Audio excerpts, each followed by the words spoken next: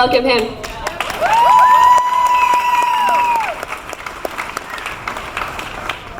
Today, we, workers, students and community members, join hundreds of thousands in Australia, and by the end of the week, we'll join upwards of 1.5 million people worldwide.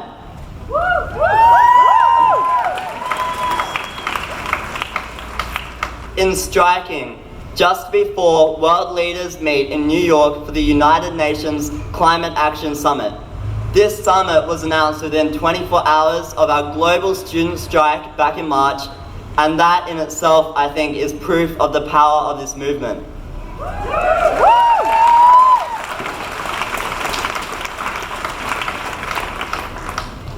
We can change the conversation.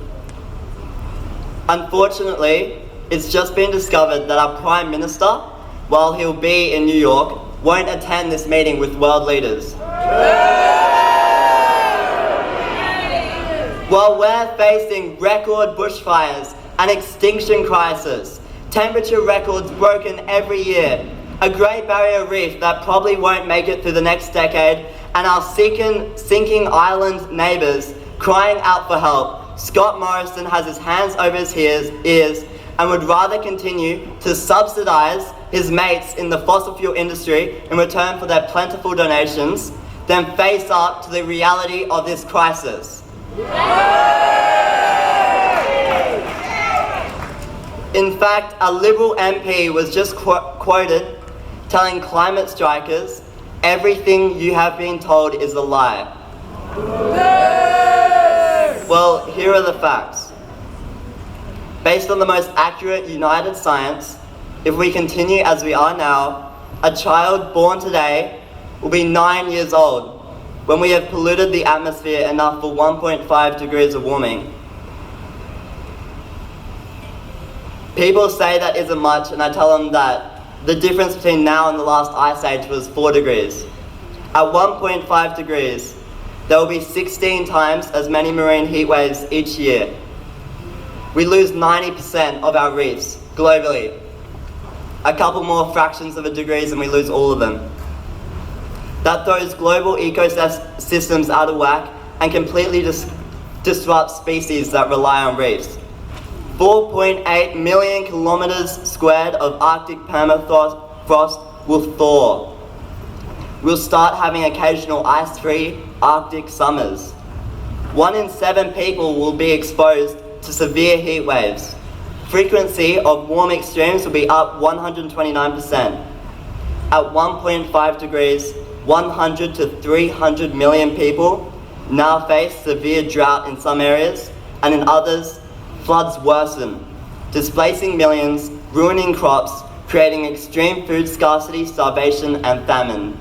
Diseases like malaria also spread much easier in areas they once didn't.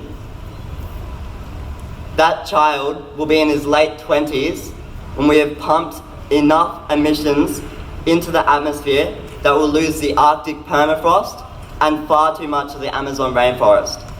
We pass a global tipping point then, where we can no longer turn back the warming. 50% of all species could go extinct in this century if we don't do something. Hundreds of millions of people impacted unimaginably. That child will be in his 20s, I will be in my 30s or 40s. That happens at 2 degrees. We're on track for nearly double that. So my question to people in positions of power is, are we the last generation to live in a safe climate? If you can't answer no with confidence, something is seriously wrong. I want to know why that fact alone isn't enough for you to take the action we need. In Australia, we're the world's biggest exporter of coal, but our emissions are still rising. We've just begun construction on a mega mine in Queensland. Shame.